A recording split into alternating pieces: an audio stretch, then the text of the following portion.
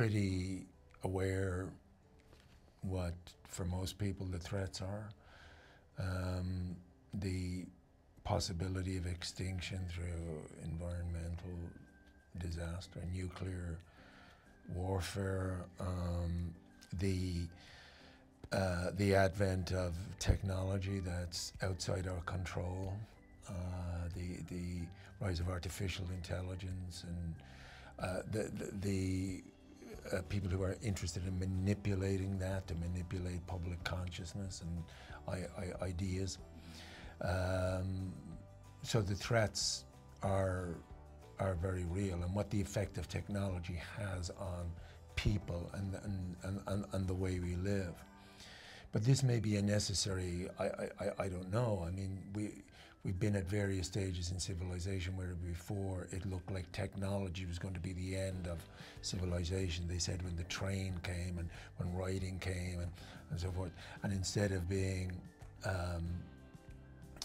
things that were destructive of humanity, they were actually things that freed people in a way. So, but the ever-present threat of annihilation is now a reality. Universal annihilation is a reality now that wasn't there when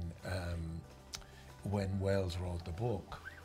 But he had a brilliant sense of human nature and how human nature and technology were going to interact. So what he wrote, I think, wasn't just a thriller or a science fiction novel.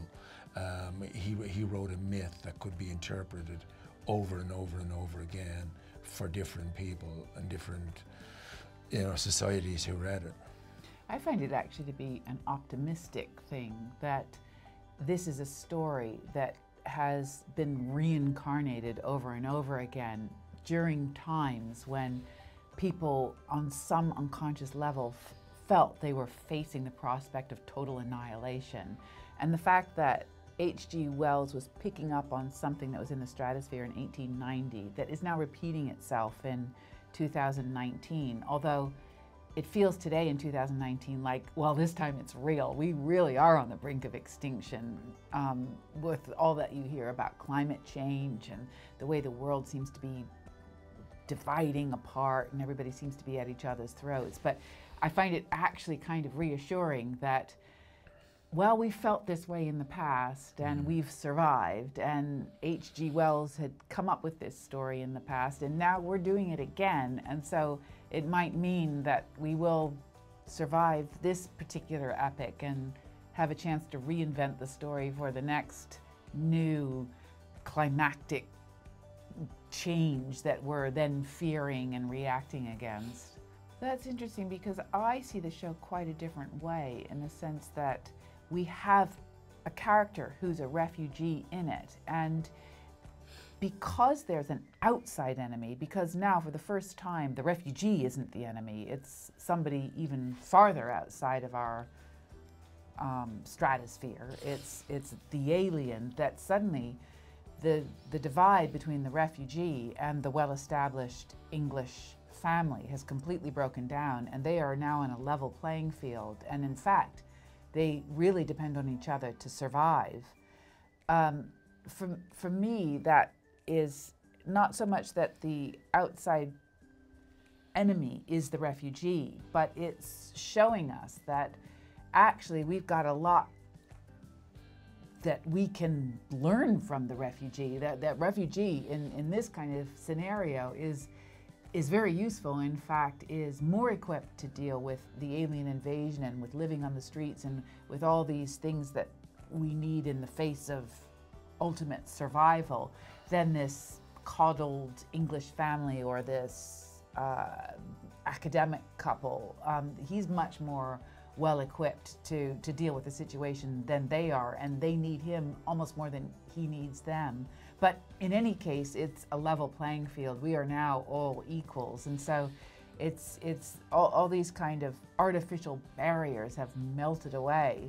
So I suppose for me it makes me look at the refugee and the well-established solid citizen in a totally different light. Like, they're not as far apart as as society likes to make us feel. I agree with all of that.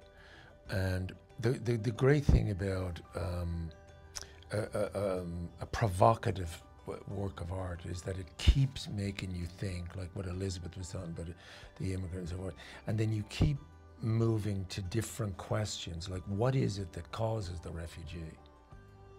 And what is the system that produces people trying to flee their homelands? It usually has to do with economics. And so it's not the major concern of the story, but it's certainly an element in there of how we examine the world that we live in through the light of this story. And climate refugees or economic refugees from oppressed cultures. They're in a way, I live in the United States, but my card says resident alien. Really? Yeah. I'm not a citizen there, but I live there. And but a resident alien, the concept of what an alien is interesting. That alien means other, not of.